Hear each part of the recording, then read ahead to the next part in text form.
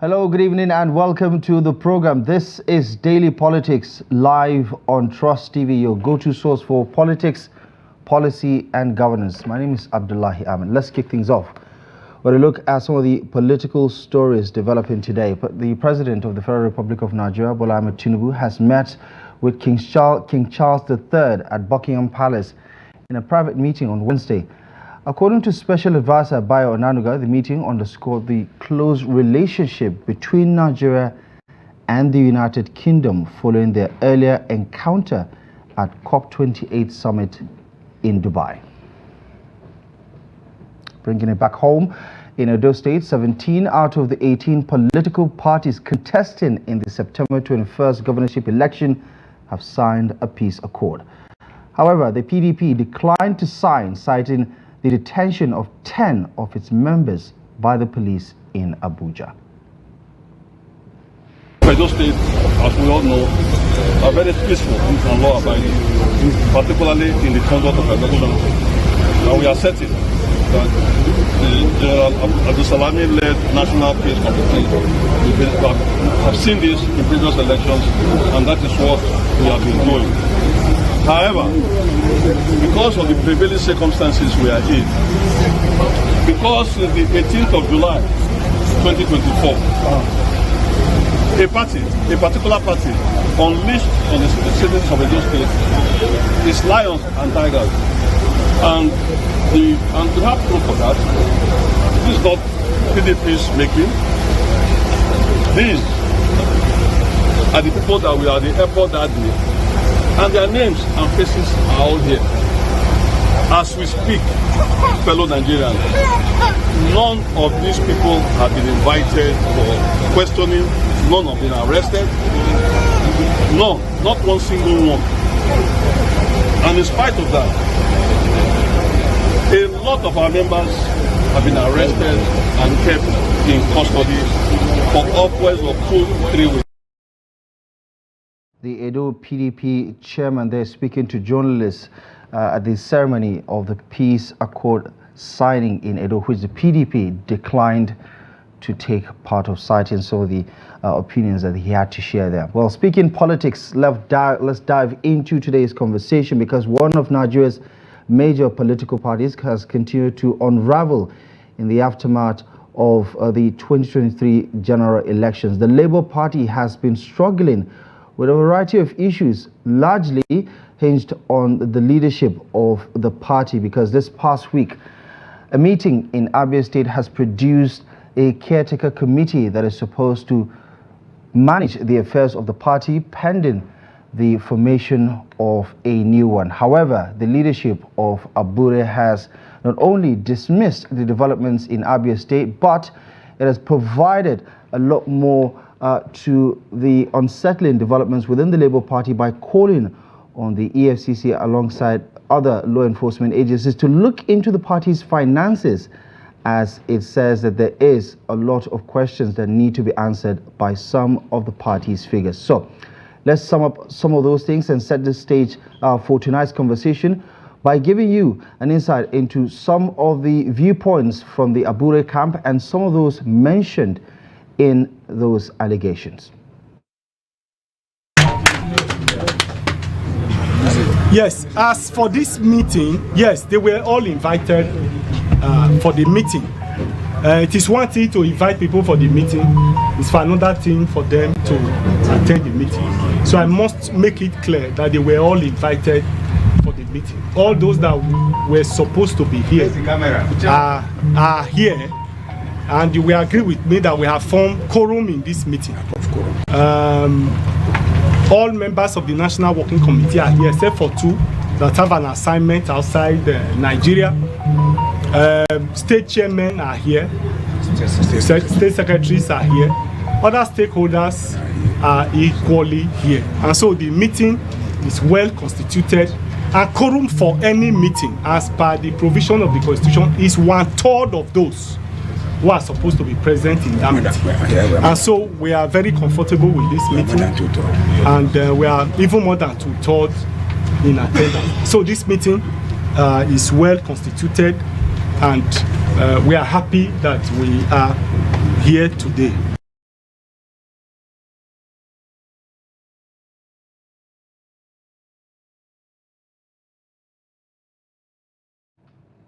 Well, part of those allegations that later came out from the national chairman of the Labour Party includes no automatic ticket for Peter Obi, the presidential candidate of the party, alongside the governor of Abia State, Governor Alex Otti, alongside many other developments within the Labour Party. So let's unpack it with Nana Kazaure, who is a former spokesperson of the Datti Campaign Council, to discuss the internal wranglings and crisis within the Labour Party. Good evening to you, and thank you so much for joining us on the program. It's good to see you. Good to see you too. Thank you for having me. Good evening, everybody. It appears things are falling apart in the Labour Party. Help me understand what's going on in your party today.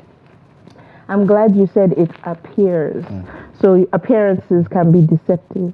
Yes, there are a few issues plaguing the party right now, but it's not anything that cannot be surmountable. And that's what I want all of us to understand, that with the injection of life, a new variety of people who want things done in a particular way, it's okay that there's a pushback. I always say to my children that when you start a new class, for example, we're in September, so children are they're starting a new session. And so whatever subject you're given is difficult initially. So I've given that example to say this. The reason we have the issues that we're having is because new life is being injected into the party. A new and better way to look at things, to do things, accountability, for example, credibility, for example, is now at the fore. So obviously, that's why we're having the inner ramblings. It's not that we're enemies. If you listen very carefully to His Excellency Peter Obi in Abia State, in Umuahia, and Governor Alex Otti himself, they were very clear that it's not about fighting, it's not about sacking anybody, it's not about, coming to stifle anyone. It's about expression. So one thing that everybody has to understand is even within the party, dialogue is still going on. We are still having conversations, and I do believe that we should do well. I mean, it's safe to say, you did talk about how appearances can be quite deceiving, and I quite agree with you on that note, on the philosophical point. But the reality is that we've seen this small, apparently, manageable problem snowball into something much bigger, where the Abia event itself was quite unprecedented because it was supposed to be a stakeholders meeting that ended up producing a 29-member committee, caretaker committee. And you say, you're not fighting, and that's what your candidate Peter Obi said. Their goal is not to remove someone, but that is not how the rest of the party feels about it. State chapters have reacted to it. The national chairman has reacted to it, saying that exercise was null and void. And he doubled down on that to say there will be no automatic tickets for Peter Obi and Alex Otti. So it's safe to say that if they still are going to be on the platform of the Labour Party, they would have to slug it out with other contenders who might want to contest in 2027.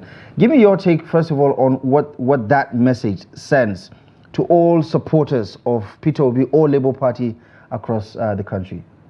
All supporters of Peter Obi, thankfully, we are a young, vibrant, supportive group. And the first thing we should always know is we're not stupid. When he says that there would be no automatic ticket, well, that's fine. I don't think Governor Alex Otti or even His Excellency Peter Obi himself have any problem with slugging it out. But then I must say that it's not in his place to make that kind of a decision. There is a National Working Committee. There are processes. He's a national chairman, isn't it? Yes, but then at the top of the table. When you sit at the top of the table doesn't mean that your decision is going to veto that of the collective. And that's really important. That's what democracy is about, the last I checked. I mean, when he said that, you had, like he said in that clip that we played, they had the quorum, isn't it? So it's safe to say he was voicing the opinion of the collective. Is he going to say that the governors that were present the gubernatorial candidates that were present, the senators that were present, the House of Representative members that were present, and the sitting governor are not stakeholders. He can't say that. Is His Excellency Peter Obi not a stakeholder? Everybody that was seated in that room was a stakeholder. And like I said, yes, he has his grouse, but I do know that he's a reasonable man, and there's the hope that we'll be able to come together and sit down and have the talk. Yeah. I'm in support of the 29-man committee. Yes, I am. Oh, and you don't think that it is an illegality because it goes against every provision of your constitution? No, I don't think it's an illegality. It was something that had to be done to save our party. So I don't understand why people want... Save your party from Abure, or save your party from what exactly? Save our party from all the inner wranglings that you've spoken about, some of which are out there in the public and some of which people don't know anything about. It's important. Dialogue is important. And one thing people fail to always understand is that even when you have dissenting ideas or dissenting voices, it doesn't mean that the whole house is going to come crumbling down or the whole cards are going to come crumbling down. I'm particularly interested in everything that is happening because it shows that we are going to surmount these issues. Some could say that, you know, the Labour Party is in denial of how bad this looks and how bad this could be for the survival of the party going into 2027. Do you think you're glossing over the severity of this problem that you're dealing with? Absolutely not. If we were glossing over anything, then I doubt that this meeting in Umuahia would have been called in the first place. So no, it's not been glossed over. No, it is not been, we're not sweeping matters under the rug. In fact, we are putting the flashlight, like we say in local parlance. We are touchlighting the matters. And so it's out there in the open because we do want to progress, and we are progressives. So it's important. Okay, so let's talk about some of those allegations and the reaction of one particular individual that the national chairman of the Labour Party called into these allegations. And let's hear from her, and we'll circle back on that. Abure thinks that everybody is like him. Let me even remove my glasses. Abure thinks that everybody is like him, that is looking for money. What is Labour Party? What money does Labour Party have? Even Nigeria does not have the money that Aisha Yusufu, that I will loot, that I will steal, that I will carry. I always say it, oh. It's the Nigerian people that I go to look for my money. That him. Let me even remove my glasses. Abure thinks that everybody is like him, that is looking for money. What is Labour Party? What money does Labour Party have? Even Nigeria does not have the money that Aisha Yusufu, that I will loot, that I will steal, that I will carry. I always say it, oh. It's the Nigerian people that I go to look for my money. That's why I'm a trader. I buy and sell.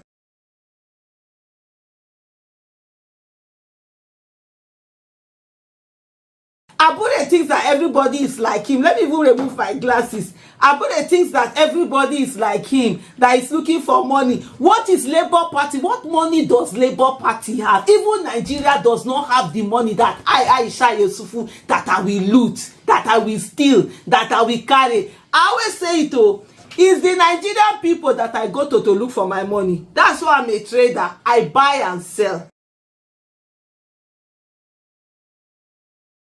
For this meeting, yes, they were all invited for the meeting. It is one thing to invite people for the meeting, it's for another thing for them to attend the meeting. So I must make it clear that they were all invited for the meeting. All those that were supposed to be here are here, and you will agree with me that we have formed quorum in this meeting. Of course.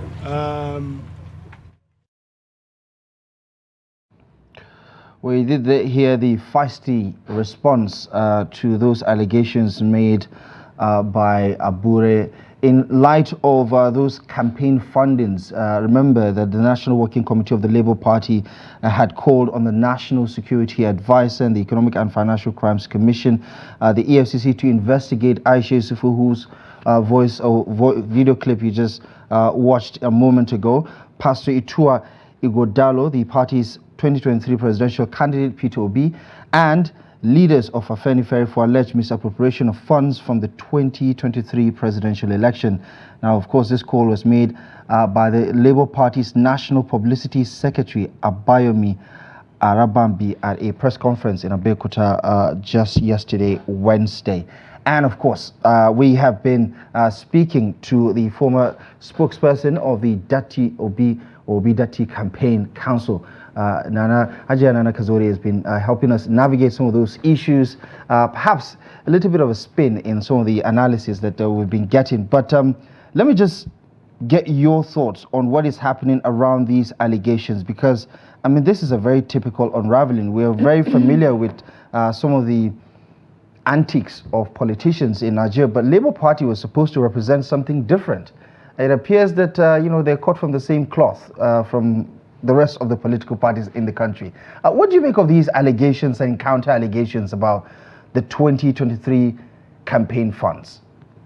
It's really simple, really. I hate to join issues because aside from being an obedient, I'm also a bona fide member of the Labour Party. So the inner ramblings I don't feel so good about them. But in response to Arabambi, he must remember that the Presidential Campaign Council, they had already, it's out there for the public to see, that they had already declared the spendings. It's there. It was put in black and white. You can go online. The information is there. So I really don't understand what Mr. Arabambi's angst is. He's been everywhere. He just always has something to say, and so it's concocted as far as we are all concerned, and he knows the truth. That's just what I have to say. You don't think, I mean, he's clearly calling on the appropriate authorities to look into the matter. Absolutely. Do you welcome this call because there's nothing to hide? Yes. Simply put, YES, yes. Okay. Because there is nothing to hide. You can see Aisha, our dear Aisha. Aisha, ever passionate, ever willing to speak. It's out there in the public domain. So, Mr. Arabambi, go online and do your verifications. It's there. Yeah, but also the National Party chair did say that, the party didn't handle the campaign financing, the party didn't handle funding. We've always said it that Mr. Peter Obi literally financed the campaigns himself, because we came there and we had just about 8 months. Using his own structure, and there were people who also did contribute. Yeah. So the point in the allegations were that the party was sidelined. The national chairman said, "Listen, we as the National Working Committee, or as the party, didn't organize our agents. We simply just gave them the list and they went about it their own way." Who suggests that there is a trust deficit there? Because if you trust the party, one would expect that the party establishment would be the one running. But if you listen to Mr. Abure very well, it was not from a place of trust deficit that it was said, okay, let's go ahead and run it this way. He is part and parcel of the leadership that handled the presidential campaigns. So it didn't come from a place of trust deficit. Absolutely not. I totally disagree with that. So you don't think there's anything untoward that happened? No, not to the best of my knowledge. So what's the motivation behind? With the presidential council, campaign council, no. You don't think there's a civil war within the Labour Party right now from what happened in Abia last week? First of all, the Abia State Governor called for that meeting, the stakeholders meeting, and the response from Abure Camp was, you're in no position to actually call for that kind of a meeting, because the laid down rules and regulations of the party, the constitution is very clear about the way to go about these things. And then the event happened in Abia. We saw the likes of Peter Obi there, a couple of other people. Nedade Usman emerged as the absolutely. And let me reiterate that Mr. Barrister Abure, he very reasonable fellow. And I do think that it's natural to feel that, people just came recently and they want to pull the rug from under your feet. But if only he would look at the caliber of people that have come to join his party, it's a plus. We cannot afford the kind of embarrassment that we got from the INEC We've always talked about strong institutions. In fact, on this same channel last year, or in 2022 with Mala Hamza, I was very, very particular about Nigeria having strong institutions. So if INEC calls for a meeting and they walk out your chairman, then there is a problem. If INEC itself doesn't recognize who the chairman is that of the what party INEC is. said? Because there's no official communication to say that they don't recognize it. There are video clips where he was walked out. Yeah. We saw those clips. They were embarrassing. And that's part of the reason why we decided to have a stakeholders meeting. We need to come together. And I will always say it, the caliber of people that have come to join the Labour Party are a plus to the Labour Party. So you talk about... So they should not be overlooked or underestimated or treated poorly, and vice versa. Yeah.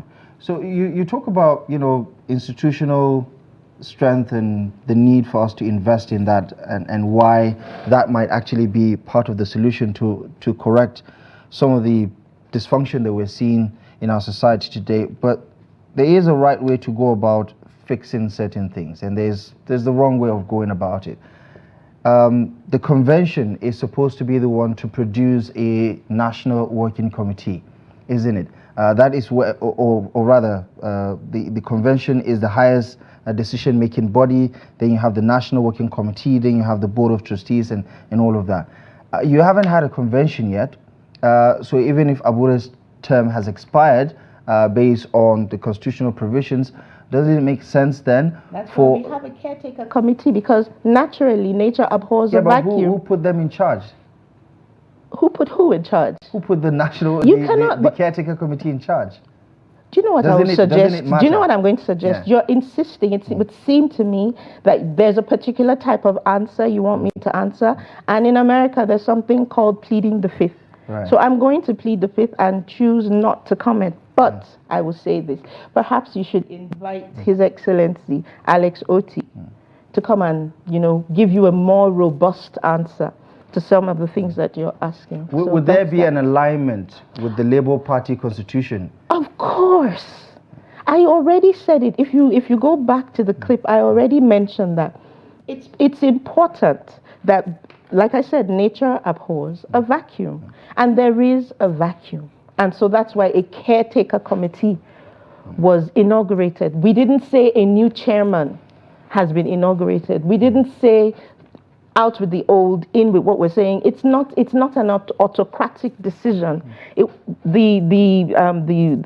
Barrister Abure himself and his team were invited. They didn't show up. And that's why I said, in due course, I'm sure all of this will be settled. Like I said, Barrister Bure himself, I see him as a reasonable person and somebody who is a barrister and a lawyer. He understands the rule of law. And so I don't think, for the media to want to keep dragging on this matter, to tell us that we're doing things wrong, we are at a crossroads, and certain tough decisions have to be made by either side so that we can come to a level playing ground where we all understand each other, where the aim is to work towards getting us.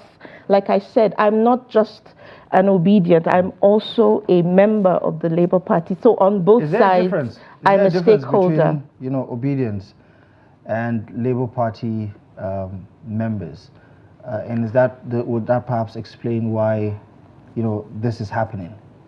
There are some people who are simply on the side of the Labour Party because of Peter Obi. Absolutely. Their allegiance is not to the party but to the candidate. Which is fine. But the thing is, we do need to be part of a party.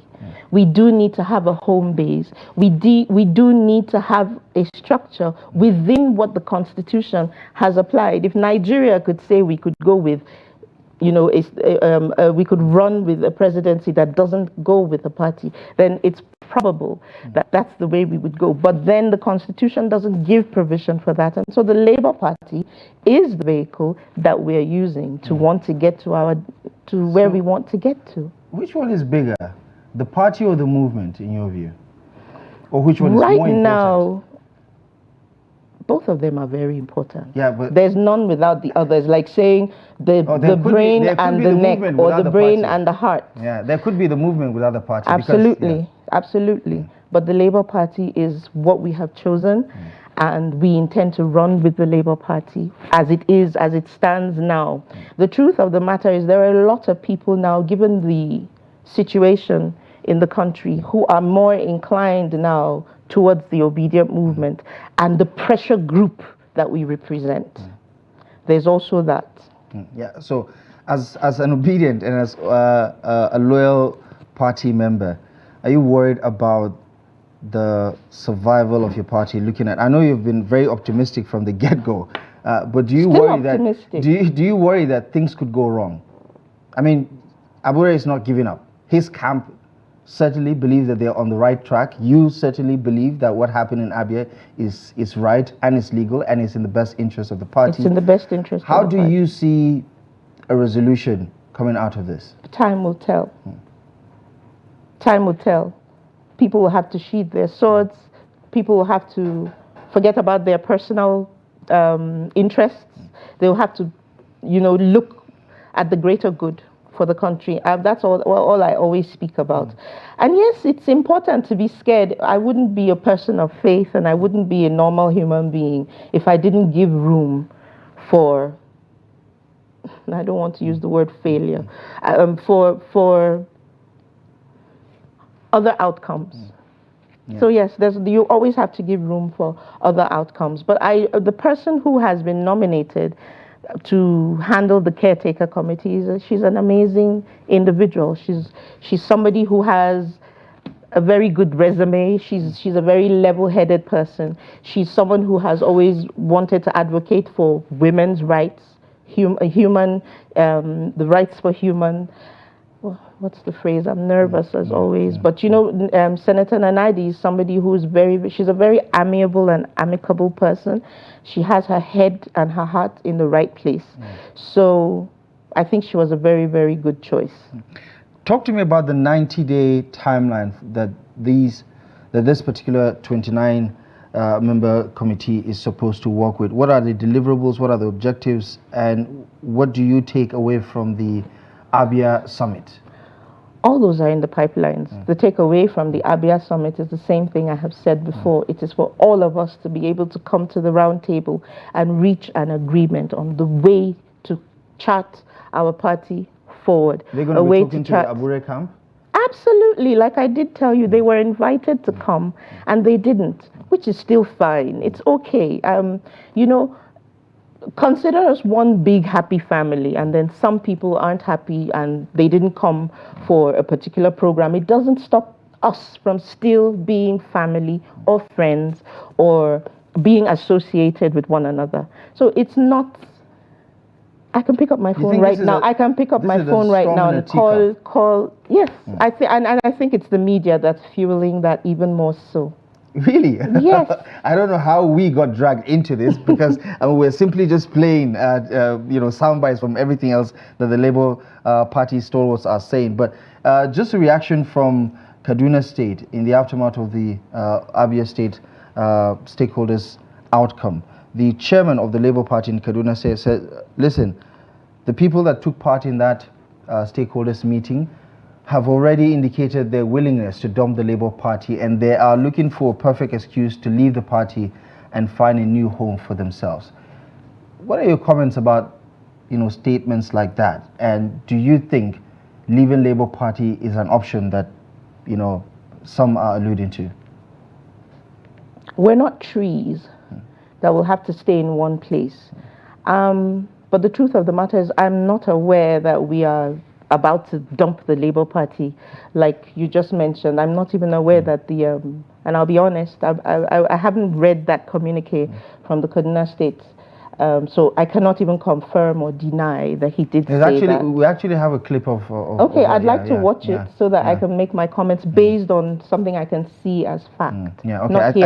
I think we would, I'd appreciate that very much. We would find that clip and play it for you. But also, this past week, there's been conversations about the possibility of a merger, the possibility of a coming together between the likes of Peter Obi, Atiku Abubakar, and Rabi Musa Kwankwaso. So I know some developments also came immediately after those comments by the deputy spokesperson of the PDP. But what are your thoughts about ideas like that are percolating the political atmosphere? Anybody who knows me knows that I'm one person that actually has a whole lot of respect for His Excellency Rabiu Kwankwaso. He's somebody that he's highly cerebral and he's a respectable politician. And I'm sure it will be very welcome. Yes, there are rumors, there are conversations around a merger, and I've always said it that Nigeria won't bode well without mergers, without people coming together. If not, then why are we even a country? So I've always said it every opportunity that I have to speak, that even the party in power, they should actually show leadership by actually having a government of national unity. Because you can see that the opposition, they speak. And one thing I respect about both of them, that's Alhaji Atiku Waziri Adamawa and His Excellency Peter Obi, one thing I do respect about them is they've not gone overboard. They don't come out with vitriol and everything. They speak to the issues and they highlight the issues and the plight of Nigerians, and they use their platforms appropriately. So if there's a conversation around mergers and coming together, it won't be a bad idea at all. And even sitting right now, because this government would seem as if they don't really know what they're doing. They seem to be grasping at everything, at straws, everything. And so their policies haven't really gone well. They've not been able to bode well with the Nigerian people. And I think they're beginning to lose a lot of goodwill that they supposedly had at the beginning. And they need to look inward and outward and all around and see the kinds of Nigerians. And they need to listen to what people are saying to them so that it wouldn't seem as though they are detached from the reality of the average Nigerian.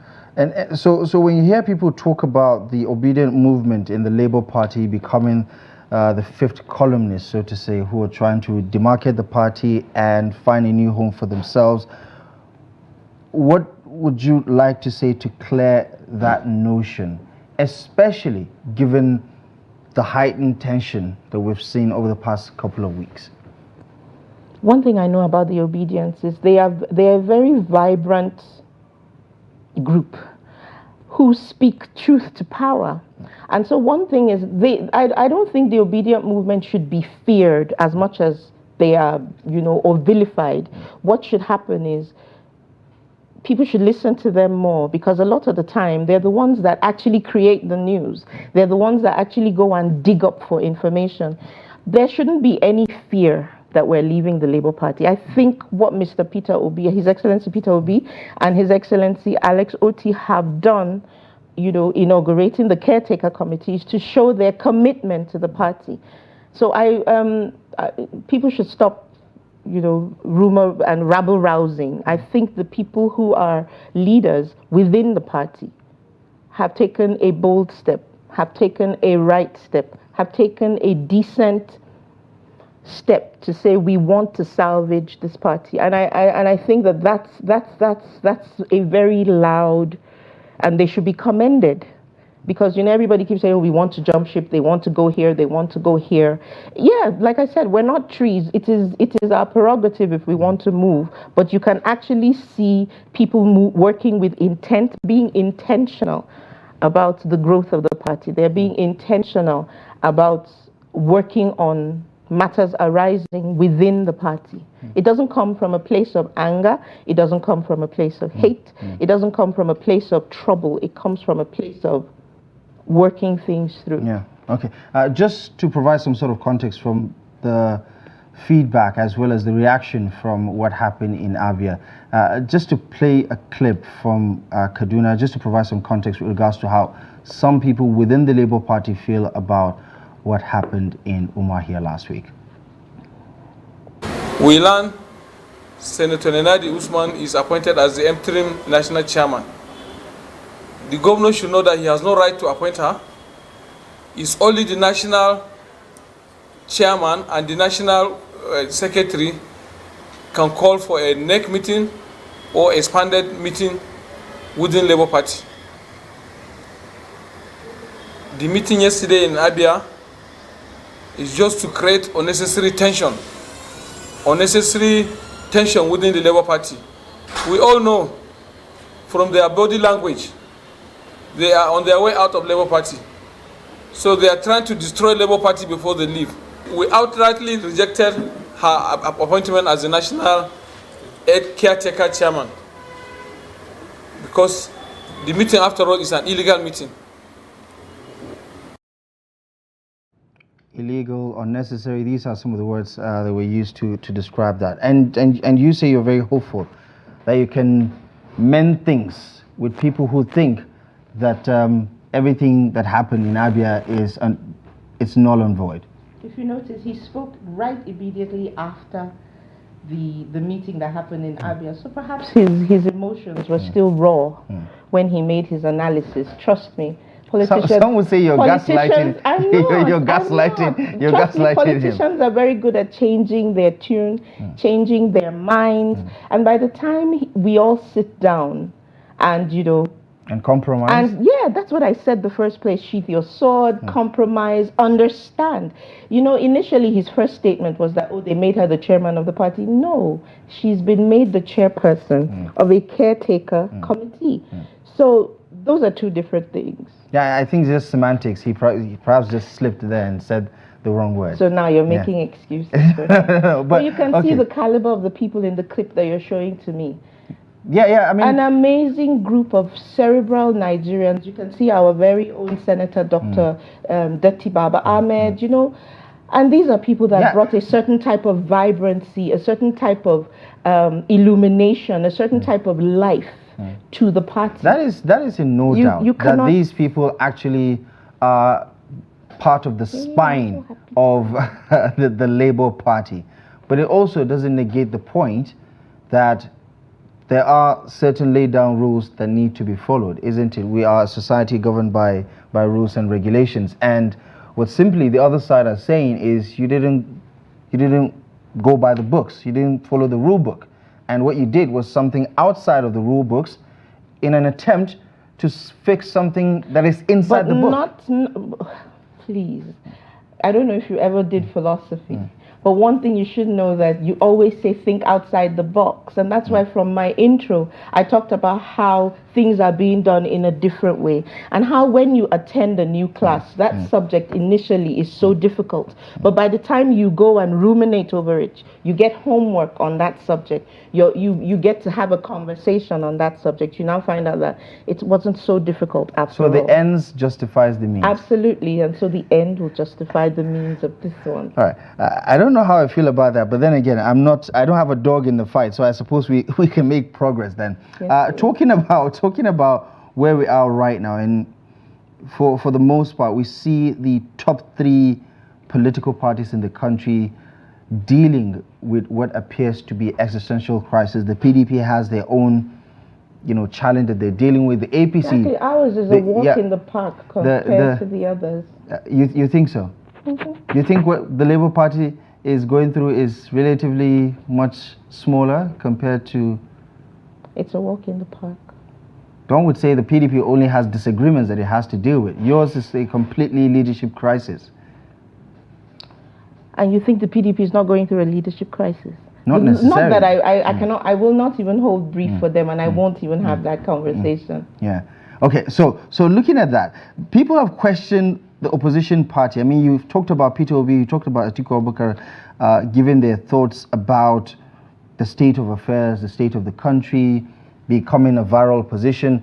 But Nigerians also question the ability of these two political parties to offer a formidable opposition when they're too busy fighting themselves internally. If you can just comment on how long, in your estimation, this internal wrangling within your party is going to last, so that supporters and well-wishers of not just the Obedient movement but the Labour Party could have some sort of respite, because you survived the Lamidi Papa versus Abure saga, only to find yourself in this particular situation right now, where is Abure again going for a second round against the Ninadi Usman Caretaker Committee. So your question is? The question is, how long before things really settle down? I'm not a higher power or a deity to be able to say, but hopefully just we've give me a given a projection. 90-day. We've given the stakeholders committee actually gave a 90-day run for the caretaker committee to be able to come together. So let's wait and see. Let's wait and see. I'm optimistic. My prayers are with my party and the people who are running, the leaders therein. My prayers are with them. Our prayers are all with them, and we want them to do well all the time. Yeah, and we also witnessed this past week the nomination to different offices as the P2B movement tries to strategize going forward. What can you tell us about some of those adjustments and what they mean for your movement, for the candidacy of P2B, which I believe would be reactivated when the campaigns reopen ahead of the 2027 election?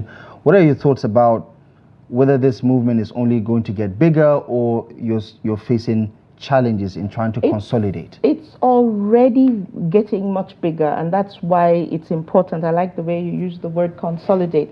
It's already growing so big, and that's why Dr. Yunusa Tanko is now the interim national coordinator for the obedient movement, because it has reached the point. It was the obedients themselves that said they would like to have a national coordinator, and they unanimously, he wasn't even aware, he just joined the meeting and found out that he had been unanimously elected to be the interim chair. So yes, because what we need to do is, because we're growing, it's like quantum leap growth that's happening with the Isn't that obedient a bit of an movement. exaggeration? Quantum leap is a very big deal, isn't it? We are a big deal. You cannot have you noticed that some people, when they just want to be in the news, they have to talk about either His Excellency Peter Obi or talk about the obedience. So there's a growth. You came third in the election. Please. You came third in the election, and you say quantum leap. I'm talking post-election. Yeah. Exactly. Yeah. Yes, there's a quantum leap growth. I know what I'm saying. I know the kinds of conversations. Sometimes I walk into a group and people recognize me, and I really don't even want to talk politics. I just want to be a normal human being. But it can't happen because young people are on board. I said it before. This government is losing a lot of ground with the people. Many people are so displeased. And so now there's that opportunity where people are now saying this place, this party, young people, women, men, people in the marketplace are still talking about the Labour Party. They're still talking about Peter Obi. When I say quantum leap, I'm not exaggerating, and I wasn't making a mistake. Right. So we're growing in leaps and bounds, and so consolidating, especially with the obedient movement, so that we keep moving into, up to the ward level, local government levels, all of that. We want to put it together. It's important. Yeah, right. There are a lot of people who jumped on the bandwagon in the 2023 elections and were successful at the polls, only for them to show their true colors, as some would say, in the National Assembly, for instance, where you have a lot of people who cross-carpeted leaving the Labour Party, or even perhaps do certain things that made a lot of your supporters, the obedient supporters, to say, listen, this is not what we stand for. Give me a sense of how much difficult that is going to make your messaging going into the next elections, because there are some who say, listen, sometimes there's an opportunity for others to use this platform to get into office just so they could be a part of the establishment. What do you have to say regarding those concerns? It's an unfortunate situation that we find ourselves in Nigeria. It's not just synonymous with just the Labour Party. Yes, we do have our mantra and the way that we would want things. And I like the way you said it in your intro, that the obedience still came out to say this is not what we stand for. And that's why I said they are an amazing pressure group. They're not going to suffer fools lightly. They're not going to watch everything that we worked for and everything that we're working for go down the drain. So when the obedience say this is not what we stand for, it should now, the onus is now on those who were elected and fortunate to get into office to have a conscience. I don't know if you listened to His Excellency Peter Obi yesterday. He did say something that struck me when he was speaking to the people in the studio before he came on air. He said, the politicians are the ones with the problem. And he was not exonerating himself. And I think those are very strong words. It means that at least there are one or two people that have a conscience and know that these things are wrong. It's quite appalling. It is sad that people who have been elected into office are not speaking up and would seemingly not be doing the right thing for the people that put them into office. And so, lessons learned. I doubt that Nigerians, whichever political party now, be it the NNPP, be it the Labour Party, be it APC, be it PDP, and I'm not holding brief for the others, but the party to which I belong, the movement to which I belong, we will always speak the truth to power, and we will always call them out. It's very telling that you say the party you belong to and then the movement again. So there is a difference between the party and the movement. If you choose, if you choose, because the truth of the matter is I'm a human being and I'm also a woman. And here I am sitting down with you, and I'm a mother, and I'm all those fantastic things, but all encompassed in this creation of the Almighty. Nice diversion there, but the point still stands that most people would say the party and not necessarily the movement. But on September 21st this month... Why do you always want to lump us together with most people? I've said it time and time again. Because we're all the same, isn't it? Please let me finish. There is a baseline, isn't it? You see, that's the thing. It's either you have to... You see, that, and they'll tell you, think outside the box. I'm telling you that we're bringing a new way of thinking. Right. We're injecting that into everything, especially Nigeria's politics, because our politics dictates how we do everything. It dictates our economy. It dictates our means of livelihood. It dictates so much. It dictates the laws and the Constitution. But it doesn't still change that. It doesn't still negate what it is that you stand for. So if other people don't have a movement that they are part of, how is that our fault? No. But you mustn't expect that. You mustn't always just lump people up to suit your narrative. You've got to expand your mind and your thinking. There is no narrative. I'm just saying. Because the truth of the obedient movement is, I know that there are some people who aren't ever going to say that they want to be. If you have to pick one, the movement and the party, which one would you pick?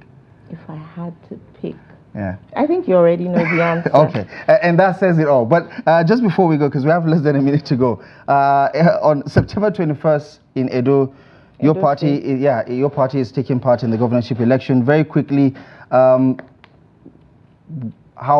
optimistic are you about your chances of winning the Edo governorship election with Akpata as your governorship candidate? I'm highly optimistic, and I wish him all the very best in his endeavors. Edo people always say that they are obedient. So the prayer, and the request is that INEC does the right thing. The security operatives should please, and people should, guard their votes, and, up to the polling unit. Don't be discouraged. Please come out and vote for your candidates. And I'm wishing the Labour Party and Mr. Apata, Barrister Apata, the very best. Ajahn Kazaure, thank you so much for joining us on Daily Politics. Appreciate you for the insight as well as the analysis. We hope to speak to you soon as this development continues to unfold. Thank you so much for your time. Thank you very much. All right. And that is our show for you tonight. Thank you most kindly for joining us. Feel free to be a part of our next episode. It will be coming your way tomorrow live at 8 p.m. exclusive as always on Trust TV. Do well to follow us across our social media platforms just to stay in touch. You can also visit our website, trusttv.com, for the latest. My name is Abdullahi Ahmed. Thank you for your time. Good evening.